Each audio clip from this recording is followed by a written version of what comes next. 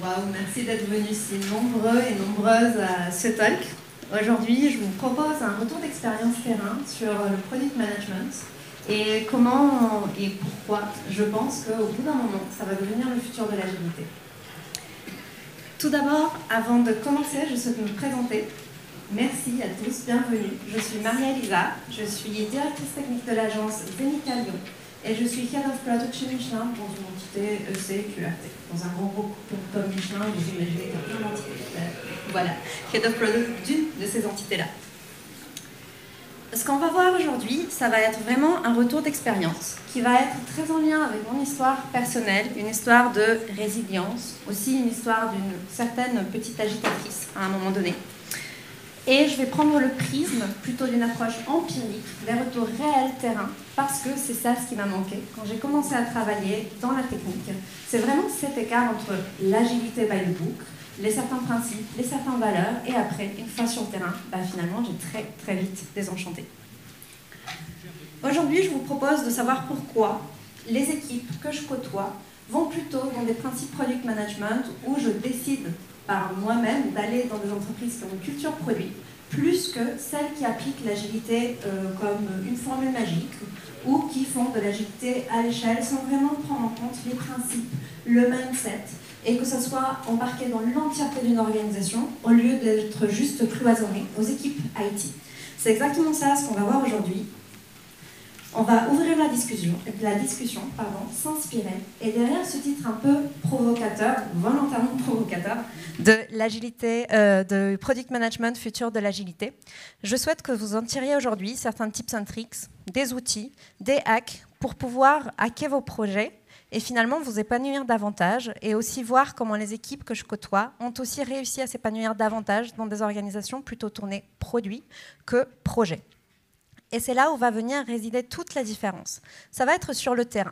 Ce que j'ai entendu maintes et maintes fois, c'est des anti-patterns dans lesquels on va venir parler souvent de « en fait, on est agile parce qu'on fait des sprints ». Youhou. Par contre, elle est où sous ce mindset, la transparence, le fait de faire des incréments produits, le fait de ne pas compromettre la qualité, tout ça, c'est souvent oublié. À chaque fois qu'en tant que product owner, je devais venir voir le business ou le métier pour dire « Ok, on a une dette technique à réabsorber pour que notre produit soit robuste, pour qu'on puisse continuer à faire de la qualité », tout simplement, ce que j'avais en face, c'était « Encore ta fameuse dette technique, ok, on va faire une petite partie. » Ou alors « C'est pas le moment, on a une deadline super forte, on le fera après. » Et cet après n'est jamais arrivé. Cette dette technique se cumule et je pense que vous avez tous vécu ça. Est-ce que quelqu'un peut lever la main si au moins une fois dans sa carrière ou dans sa vie a connu ça? Ok. Intéressant. Intéressant. Et un dernier point qui m'est plutôt personnel, c'est vraiment l'aspect le product owner ou la product est là que pour produire des specs. Ça ne me correspond pas énormément parce qu'en réalité, en étant étrangère, je n'aimais pas trop écrire en français. Et dans un deuxième temps, je sentais aussi que l'équipe en elle-même manquait un peu de sens, un peu de vision. Certes, on a toutes les tâches qu'il faut faire, mais pour aller où? Pour faire quoi? Dans quel intérêt? Quels sont les choix qu'on doit faire pour que ça marche? Donc c'est exactement ça, ce que j'ai pu vivre sur le terrain et toutes les équipes que j'ai pu côtoyer depuis le début de mon expérience, une petite décennie, on va dire ça comme ça, qui ont vécu ça. Je vous avais dit au tout début de ce talk que j'allais prendre un prisme personnel, que ça allait être une histoire personnelle. Donc du coup, on va commencer par ça. Il était une fois la toute petite Maria qui avait un peu du mal avec l'ordre, avec le fameux command and control. Je ne comprenais pas pourquoi il fallait que j'exécute des choses, parce qu'on me demandait tout simplement de le faire. Et ça va être important pour la suite. Après, j'ai rejoint l'université et je me suis découverte une passion pour Internet. Pas pour le code uniquement en lui-même, mais surtout pour les valeurs des personnes qui ont créé Internet. Cette notion d'ouverture, d'un savoir complètement décentralisé, d'un partage, d'une transparence, du fait de pouvoir collaborer un peu de partout dans le monde. C'est ça ce qui m'a passionnée quand je suis devenue universitaire. Et puis, une fois que j'ai fait mes premiers pas en tant que professionnelle, j'ai découvert l'agilité et je suis tombée éperdument amoureuse. Sans vous cacher, c'était complètement tous les principes qui étaient à l'encontre du command and control que je détestais tant quand j'étais petite. En plus, il y avait vraiment cette notion de on va travailler pour avoir un sens, pour avoir un résultat tout de suite visible, une valeur tout de suite créée par des incréments. Je trouvais ça vraiment génial. Et puis, finalement, quand j'ai fait mes premiers pas dans la mission, dans mes premières missions, dans mes premières entreprises, ben, c'était la grande déception. Un peu comme dans la publicité, mais t'avais dit qu'on allait manger des knackis ce soir. Bah pareil, exactement pareil. Mais t'avais dit qu'on allait faire de l'agilité, et qu'on allait faire des incréments et que la qualité allait être importante. Bah ouais, la petite Maria, arrivée toute fraîchement sortie de l'université, bah, s'est pris une grande tarte dans la réalité du terrain. Et puis, je me suis remise en cause. Je me suis dit, bah, c'est toi, tu es toute jeune, en fait. Donc, du coup, ça va arriver, ça va venir. C'est que ta première expérience, c'est que ce premier contexte. J'ai enchaîné les expériences une après l'autre, des entreprises une après l'autre, et le constat était le même. L'agilité était utilisée comme une formule magique, ou alors très bien appliquée, mais uniquement quand on est aux équipes IT. Et le reste de l'organisation n'était pas du tout en lien avec ça. Et c'est ça ce qu'on va explorer aujourd'hui. 4 pain points majeurs dans l'agilité qui est utilisée peut-être à l'échelle, mal menée ou mal appliquée, ou alors quand on n'est que à des équipes IT, ou alors la fameuse agilité au forfait, que je pense que certains d'entre vous connaissent aussi. Premier pain point, ça va être le fait d'avoir des silos persistants. On va avoir encore le business d'un côté, on va avoir les équipes techniques de l'autre. Et en réalité, ce qui va venir faire la différence et le manque d'alignement, ça va être la définition de succès. La définition d'un succès pour le business, ça va être souvent périmètre, coût, délai. Peut-être pas les trois en même temps pour éviter de s'enfermer dans un triangle de fer comme l'agilité le prône, mais à minima, un de ces deux en même temps. Et après, d'un autre côté, on va être nous, côté tech, être super heureux quand il y a un produit de qualité, être super heureux quand on va venir délivrer quelque chose de valeur aux utilisateurs finaux, et c'est ce qui compte, délivrer de manière régulière. Donc nous, finalement, notre produit, l'utilisateur est content, on a une super qualité, on est super heureux, et on se fait taper à un moment donné par le business dans les doigts en disant bah non, c'est pas allé super vite. En fait, il faut une rallonge budgétaire, c'est pas bien, etc., etc. C'est là où on voit que finalement cet alignement n'est pas au rendez-vous. Le product management propose de passer d'une réflexion sur la gestion de flux, comme le propose l'agilité avec Scrum, Kanban, les WIP, etc., chose qui est nécessaire. Mais ce n'est pas que ça. Et le product management nous permet de passer de cette réflexion de juste gestion de flux réductrice à une réflexion plutôt sur l'impact, sur qu'est-ce qu'on souhaite générer au bout. Quels sont les résultats qu'on est en train de produire grâce à cette fonctionnalité. Peu importe qu'on en fasse beaucoup, qu'on ait une vélocité importante. Mais si en réalité, ce code n'arrive jamais aux mains des utilisateurs et on n'arrive jamais à mesurer cet impact, ou si jamais cet impact n'est jamais généré, finalement, pourquoi on est en train de travailler? Et c'est un des aspects que le product management prône très bien. D'un côté, on peut quand même travailler en mode agile, on peut quand même faire des sprints, on peut quand même faire du Scrum, mais on va avoir une stratégie d'une entreprise qui, elle, va être plutôt basée sur le fait de faire des projets. Des projets qui vont avoir une date de début, une date de fin. À l'intérieur, je peux être aussi agile que je veux, mais quand même, j'aurai une date de début, une date de fin, un certain budget ou enveloppe budgétaire à gérer, et je vais faire un suivi par tâche. Les équipes, souvent, elles vont être staffées sur le projet 1, une fois qu'il est terminé, déstaffées, basculer sur un deuxième projet, et ainsi de suite. On va venir suivre un projet à la suite de l'autre afin de pouvoir accomplir une stratégie. D'un autre côté, on a le monde plutôt produit, dans des approches produits ou dans des organisations qui sont plutôt tournées produits. On va venir décliner cette stratégie en roadmap. C'est très important, on va le voir à la fin de ce talk. Quelle est la différence entre un release plan et une roadmap? On ne va pas venir parler de équipe projet qui a une date de début et quasiment une date de péremption de ce projet-là. Et finalement, il va falloir que je reapprenne quelque chose d'autre, rebasculer dans un nouveau contexte, refaire des apprentissages, reavoir un ramp-up. Dans la partie plutôt produit, on va avoir des équipes qui, elles, vont être en charge d'un impact dédié pour pouvoir raconter une histoire à l'utilisateur. Parce que finalement, un produit, c'est ça. C'est raconter une histoire à des utilisateurs finaux.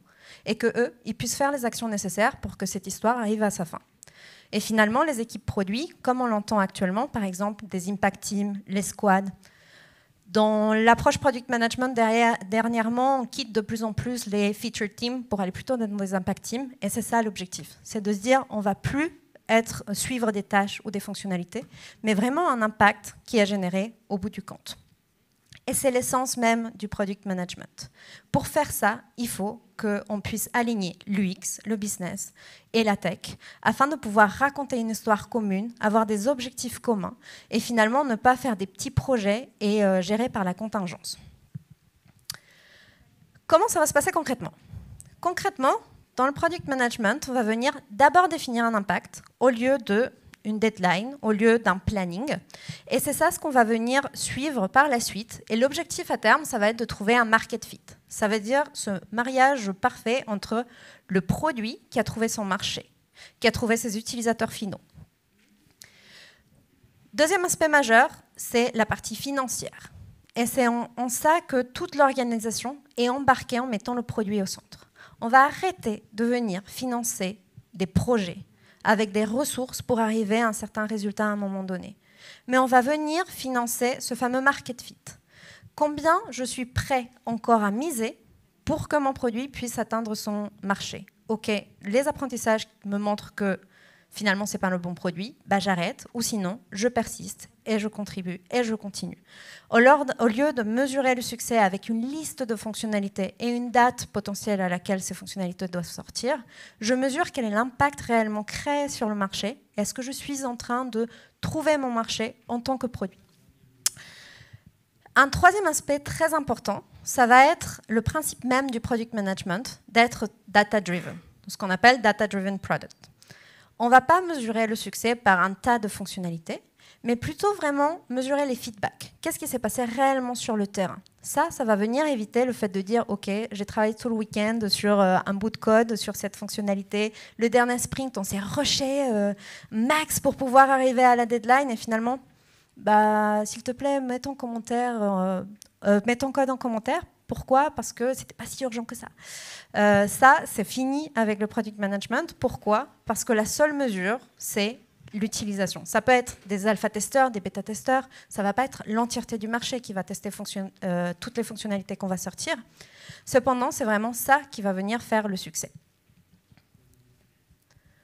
Deuxième pain point qu'on va voir aujourd'hui, c'est vraiment cette notion de la qualité qui était vécue comme une contrainte. J'ai vu plein de mains se lever au début de ce talk, quand je vous ai posé la question, si vous avez déjà vécu cette notion de dire « oui, la qualité va être quelque chose de secondaire, ou on verra plus tard, ou alors on va juste absorber cette petite partie qui me paraît urgent, l'autre que je ne comprends pas très bien, bah, ce sera pour après ». C'est exactement ça ce qu'on vit, même quand on travaille en mode agile, même quand on est dans des équipes Scrum. Et c'est quelque chose qui me paraissait très frustrant, et que pour tous les devs et DevOps et SRE que j'ai pu côtoyer, c'était de même. L'approche produit ou le product management va créer un pivot organisationnel dans le mindset. Ça va être une culture projet d'un côté versus une culture produit de l'autre. Je pense que vous allez me dire, bon, cette histoire de culture projet, culture produit, on commence à voir un tout petit peu les différences, même si ça ne va pas être super clair. Par contre, Maria, en quoi la culture va venir impacter la qualité? Avant de répondre à cette question, on va s'attarder 2 secondes sur la définition de culture. Pourquoi? Parce que c'est quelque chose de très abstrait. Ce que je souhaite vous apporter aujourd'hui comme éclairage, c'est que la culture, c'est ce qu'on va venir cultiver, faire grandir. C'est là où réside pour moi la différence entre une culture projet et une culture produit. Soit je vais venir arroser des projets, faire grandir des projets qui vont arriver au bon moment, qui vont faire cette fameuse course staffer, déstaffer, et ça sera un succès. Soit je vais venir arroser un produit, faire grandir quelque chose qui va trouver son marché, faire grandir des équipes qui, elles, vont travailler pour un sens et pour un but et pour un market fit. En fait, quand je vais venir travailler, avoir une culture produit, je vais venir cultiver des produits et le produit va être au centre de mon organisation. Encore trop souvent, je rencontre des organisations dans lesquelles l'informatique, la tech ou l'IT, c'est vraiment une espèce de centre de coût nécessaire ou un canal de distribution comme un autre pour un produit qui est non technique. C'est là la grande différence entre une approche projet et une approche produit. C'est vraiment replacer le produit au centre. Revenons à cette histoire de qualité. En quoi la culture produit vient impacter la qualité? En réalité, mettre le produit au centre, comme l'approche produit le demande, va venir avoir un impact sur 2 types de populations. Le premier, ça va être les équipes plutôt techniques, engineering ou steering tech, etc. Pourquoi ? Parce que finalement, réabsorber la dette technique devient le nerf de la guerre pour les entreprises qui mettent le produit au centre. Il faut qu'on puisse être capable de pivoter très rapidement. Je ne sais pas si vous vous rappelez, mais tout à l'heure, j'ai montré qu'on allait atteindre un market fit. Et c'était ça ce qui importe. Finalement, on va venir faire une espèce de course avec une concurrence dans la tech qui évolue énormément. Plein de startups qui commencent à se monter. Un marché qui va de plus en plus se tendre grâce à la technologie.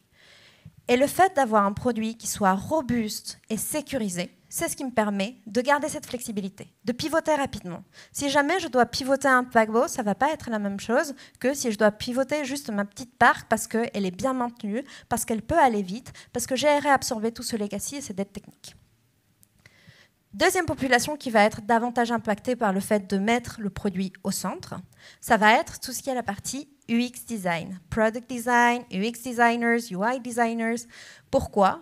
Parce que mettre le produit au centre et dans les entreprises tech qui le placent au centre, on va avoir vraiment une expérience utilisateur qui va être au cœur même du principe de cette histoire produit qu'on raconte. On va devoir venir absorber cette dette UX, cette dette fonctionnelle, de manière incrémentale afin de pouvoir proposer une expérience complète et afin de pouvoir entrer dans un mode dans lequel on va venir chercher à tuer les idées qu'on a le plus tôt possible. On n'a jamais une bonne idée du premier coup. Et c'est ce que prouvent les entreprises qui sont dans la tech. Pourquoi ? Parce que chaque idée va être venue tester, poker, etc., en maquette, avant qu'on puisse mettre une seule ligne de code dessus. Et c'est là où réside vraiment cette différence avec la culture produit. Troisième pain point qu'on va voir aujourd'hui, ça va être la réalisation des US. D'un point de vue personnel, je déteste rédiger les US, c'est ce que je vous ai dit au début. Le français, c'est vraiment une langue assez particulière dans la rédaction et dans l'orthographe, je ne vous cache pas. Mais au-delà de cet aspect personnel, les équipes que je côtoie, souvent, trouvent que la rédaction d'US est assez chronophage. Qu'est-ce qui se passe aussi au bout d'un certain temps ? C'est on se dit, OK, si je n'ai pas fait cette tâche-là, si cette fonctionnalité n'est pas complète comme on le souhaitait, c'est parce que la PO ou le PO ne l'a pas mis dans l'US. OK, d'accord. Et qu'est-ce que tu veux que je fasse avec ça ? Comment on avance à partir de ce moment ? C'est très difficile de continuer à communiquer dessus. Finalement, c'est un peu un pointage de doigt d'un côté ou d'un autre. Non, mais j'avais écrit ça, tu l'as mal interprété, etc. Des techniques dans l'agilité permettent d'un peu venir contrarrester ça, comme le Tres Amigos, dans lequel on a une personne du test, de la QA, un PO ou une PO et une lead tech qui viennent rédiger ces US. Cependant, on a quand même pas mal d'allers-retours avec l'équipe au complet. C'est là où le product management m'a paru très, très intéressante. Pourquoi ? Parce qu'en sortant d'un rôle de PO, la définition de PO, j'imagine que tout le monde est d'accord pour dire que c'est le ou la responsable du backlog. Le backlog, c'est quoi ? C'est un tas d'US. Donc, du coup, c'est le responsable des US limite et le backlog. Du coup, finalement, dans le product management, on sort de cette responsabilité vraiment liée aux US pour être responsable d'un cap et d'une cadence. Et l'équipe, dans sa totalité, est responsable de la solution.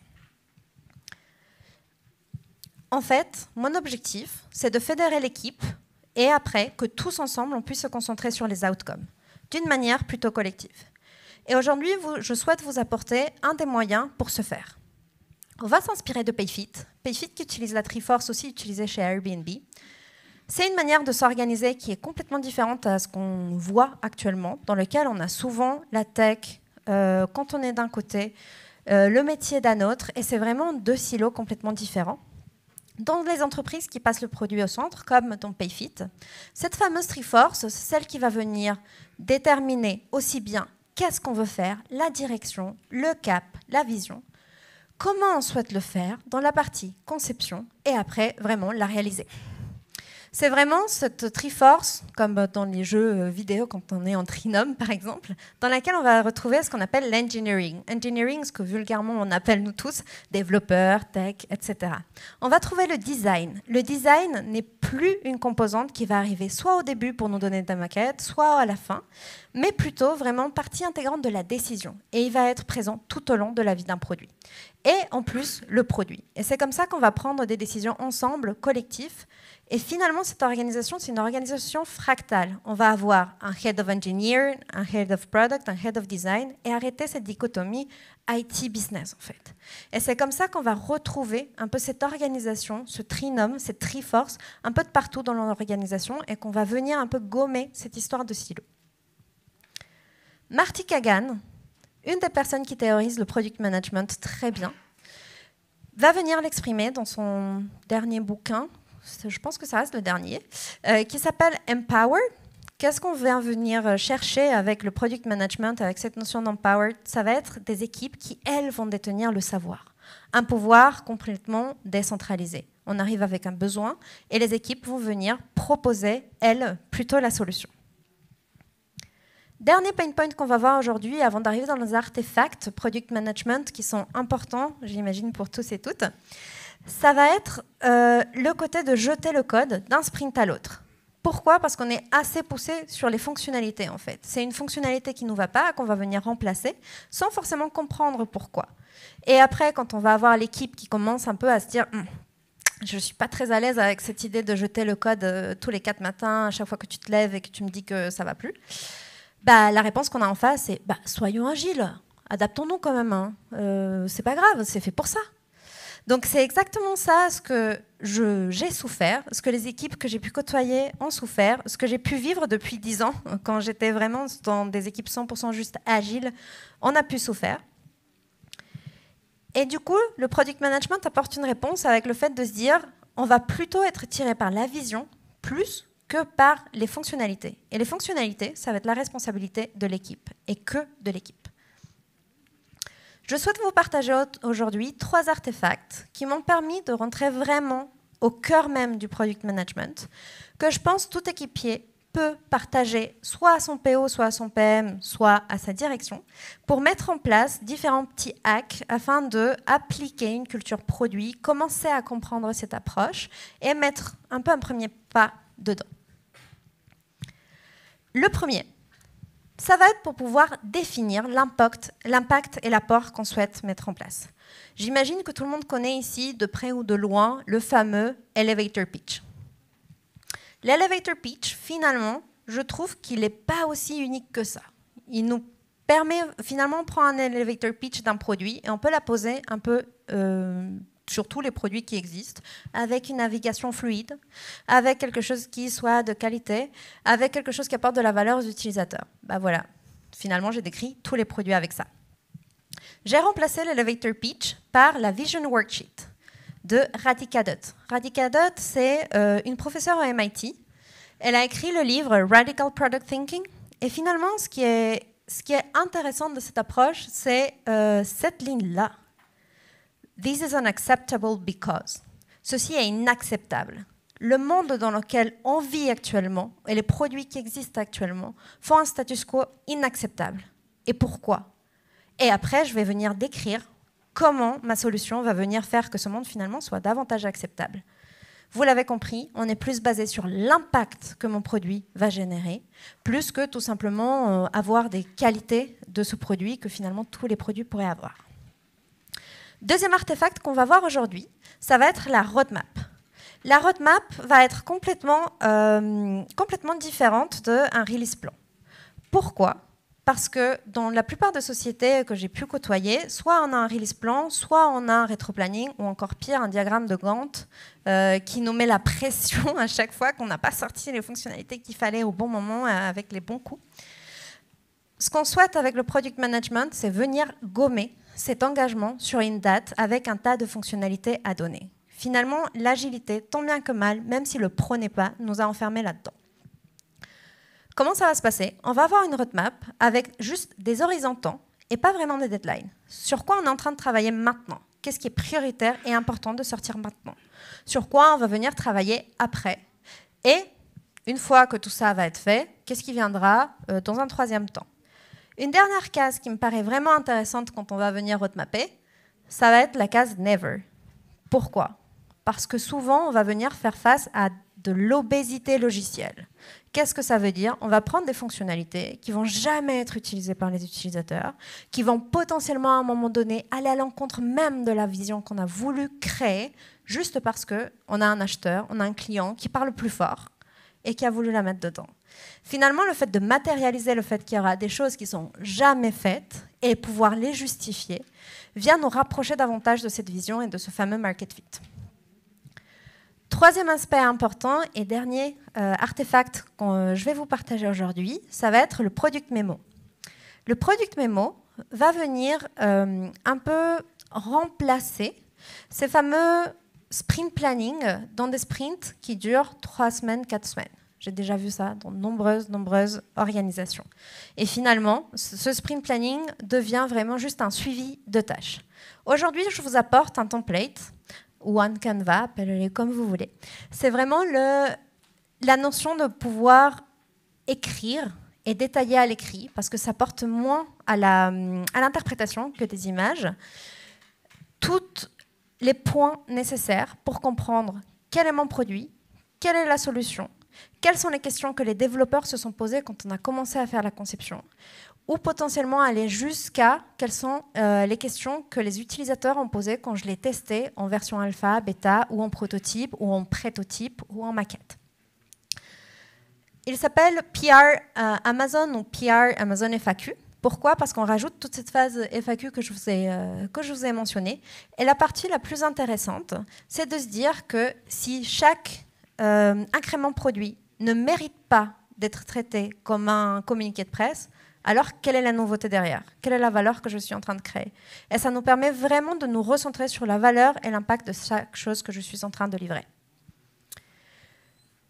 Mais finalement, revenons à cette question de départ. Est-ce que le product management est le futur de l'agilité? Et est-ce qu'on est en mesure de répondre à cette question avec tout ce que je vous ai partagé aujourd'hui? Mon apport sur cette problématique-là, ou en tout cas cette question ouverte que je vous pose aujourd'hui, et je vous laisserai vous exprimer après, ça va être basé sur 3 choses. La première, ce que j'entends. J'entends des demandes de product management monter de plus en plus.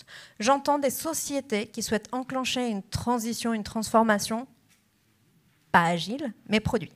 Et c'est quelque chose qui commence à grandir de plus en plus sur le marché. La preuve, ça fait je ne sais pas combien de temps que je postule à des CFP depuis 2 ans avec des thématiques produits dans des DevFest. C'est la première fois où c'est pris. Donc je pense que c'est déjà un premier indice. Hein.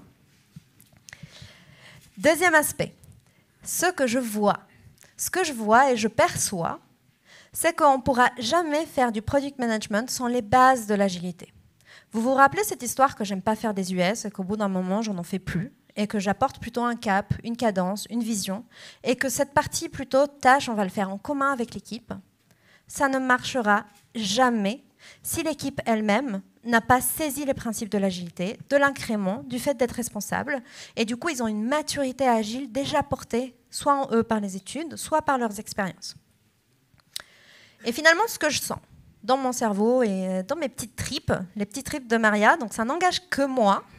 Je suis loin d'avoir la science infuse sur ce sujet, mais je trouve que c'est une approche qui parle très bien au business.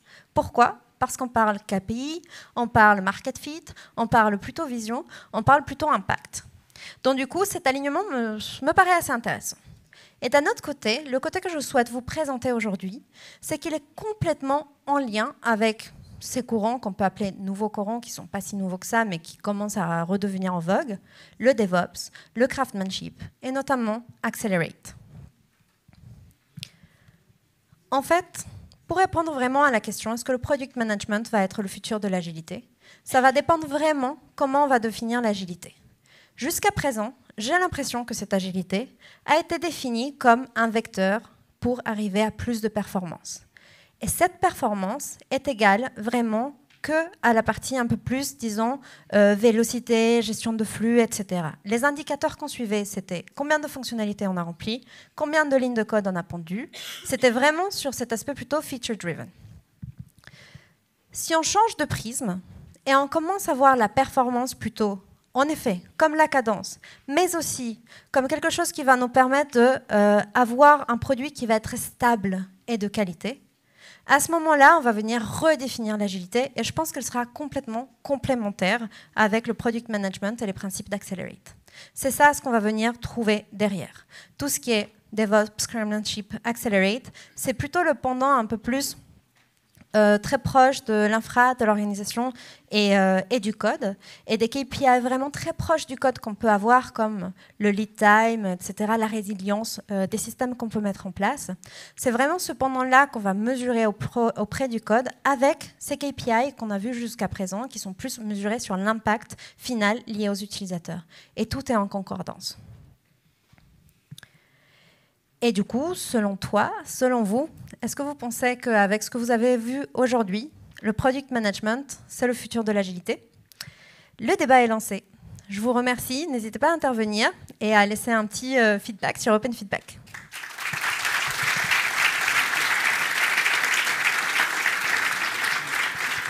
La question, je la répète pour les personnes qui suivent en stream ou pour l'enregistrement, c'est que finalement l'agilité arrive à certains écueils parce qu'on est loin d'être dans un monde parfait et que finalement elle n'est pas appliquée comme elle devrait. Et quels sont les garde-fous, et si on a, sur le product management pour que cela n'arrive plus ou n'arrive pas? Alors, je vais te répondre avec cette notion de culture. Okay? Pourquoi? Parce que quand l'agilité est mal appliquée, souvent c'est que l'organisation dans son entièreté n'a pas suivi. On peut avoir des équipes qui marchent très bien en agile, où on se sent bien, on se sent fort, on se sent partagé, on a des pratiques de mob, de pair programming qui tirent tout le monde vers le haut, on fait des incréments de produits. Et puis finalement, sur un côté business, ça ne suit pas. Et c'est là souvent on trouve la majorité des écueils qu'on a pu voir aujourd'hui. Du coup, la différence, c'est que dans le product management, quand on est une organisation qui est tournée produit, le produit est placé au centre. Donc finalement, on retrouve un peu moins ces écueils-là.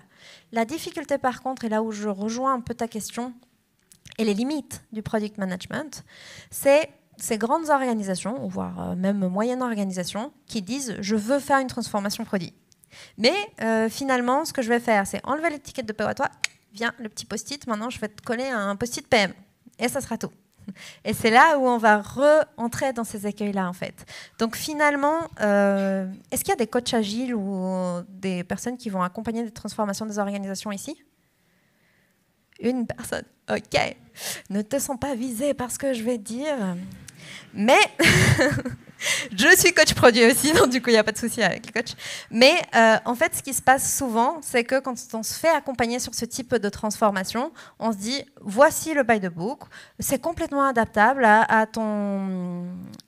tes enjeux à toi, à ton contexte à toi, et finalement, on vient venir tordre complètement la méthode et on répète toujours les mêmes écueils.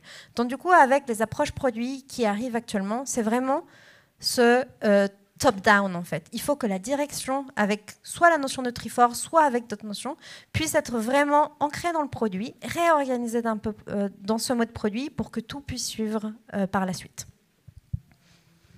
De rien. Oui.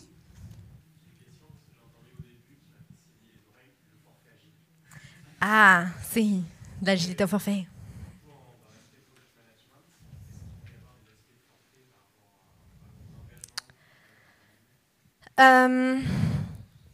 Tu travailles dans une SS2I? Ok. Alors, en fait, je pense très sincèrement que tu ne peux pas faire du product management au forfait. Tu vois, moi, je suis Head of Product Michelin et je suis externe. Donc, du coup, finalement, on peut se dire que je fais un peu de product management en étant externe, tu vois. Et des fois, limite au forfait.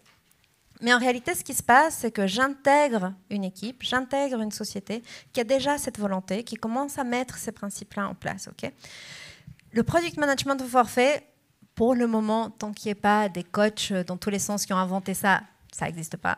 Je touche du bois. Parce que j'espère que ça n'existera jamais. Mais en revanche, tu peux faire soit du conseil product management pour apporter ce mindset, restructurer une société, etc. Soit vraiment faire des petits projets. Un point important, c'est que produit n'est pas antinomique du projet. Tu vois. On peut lancer des petits projets dans une entreprise qui elle, est tournée produit. Des fois, on a besoin d'aller vite sur une deadline, etc. Donc du coup, tu peux prendre ce petit bout, en faire un projet, et du coup, en tant que SS2I, travailler un peu en mode projet avec ton pool équipe moi, je suis Zenica, donc du coup, tous les Zenica qui vont travailler pour ça dans une entreprise qui, elle, fait un produit et qui fonctionne en approche produit. Oui.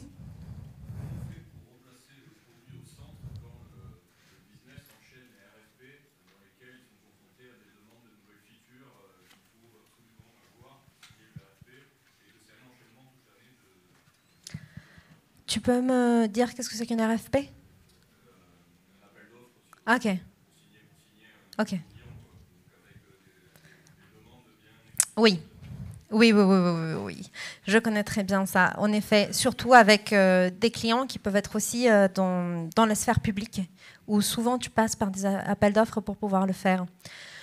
Je suis intervenue sur différents éditeurs de logiciels dans lesquels on se retrouve exactement sur cette problématique. On a un soft ou un logiciel qui veut, lui, avoir une certaine vision avec certaines fonctionnalités. Or, le contrat de l'année, c'est des milliards d'euros avec cette personne-là. Donc, du coup, il va falloir qu'on aille directement dans cette direction. On s'est cassé les dents, la plupart des temps. Je ne te le mens pas. Mais là où on a trouvé une espèce de solution, ça serait limite, si ce client devient aussi important, pourquoi pas faire une espèce de dérivé de produit juste pour cette personne qui répond à son besoin, pour éviter cette fameuse obésité logicielle. Pourquoi je vais venir pénaliser 80% de mes utilisateurs? Certes, peut-être le chiffre d'affaires de ce client est aussi important que ce 80%. Mais pourquoi je vais venir pénaliser le 80% et en plus, potentiellement, limiter mon apprentissage sur le marché pour aller choper d'autres clients et devenir un peu finalement dépendant de celui-ci, parce que je vais venir créer des fonctionnalités que pour lui. Et finalement, ça ne va pas me permettre de tester de nouvelles choses, tu vois, pour d'autres choses, poker des choses, rester motivé avec mes équipes produits. Donc finalement, tu vas venir faire un petit fork de ton produit qui, lui, va être dédié à cette personne-là. Si l'organisation a vraiment en tête d'être tournée approche produit, et c'est là où potentiellement, ce n'est pas le cas dans ton contexte, tu vois. Si l'objectif de ton entreprise, c'est d'avoir une approche produit vraiment profonde, à ce moment-là, potentiellement, ça peut être une autre ligne produit dédiée à ce type d'utilisateur, dédiée à ce client, parce que le chiffre d'affaires le justifie. Et du coup, ça te permet de dissocier les demandes de ce besoin utilisateur et de l'autre, ton stream classique dans lequel tu continues à faire des apprentissages avec l'équipe qui va bien, avec les différentes équipes aussi qui travaillent sur le sujet. Donc c'est une des façons qu'on a trouvées pour pouvoir le résoudre.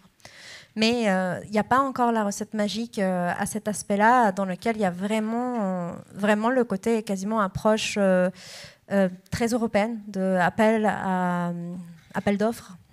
Donc voilà, une des solutions qu'on a trouvées, pas applicable de partout, mais j'espère que ça va te servir. De rien.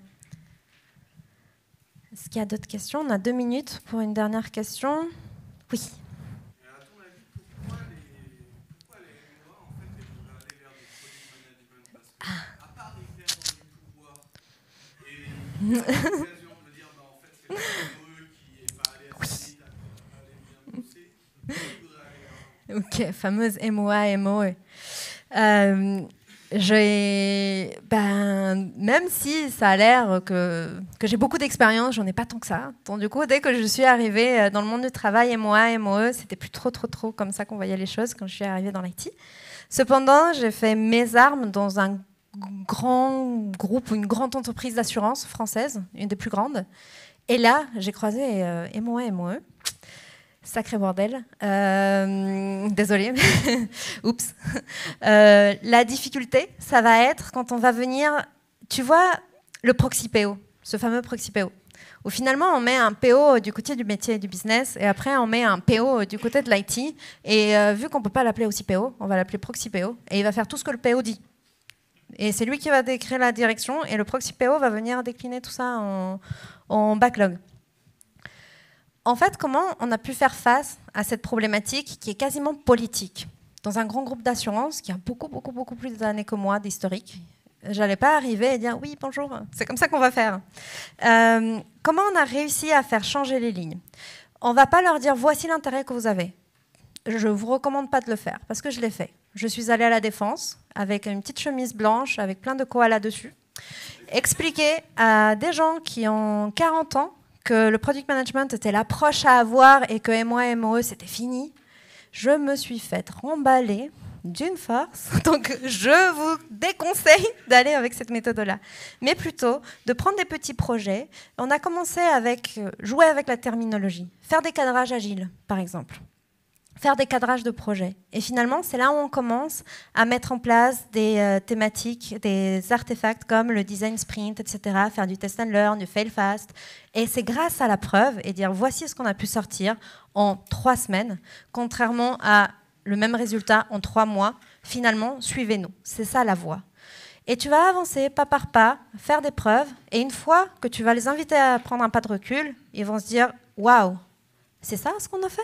C'est vers là où on est allé? Bah oui, vous faites du product management maintenant. Merci beaucoup.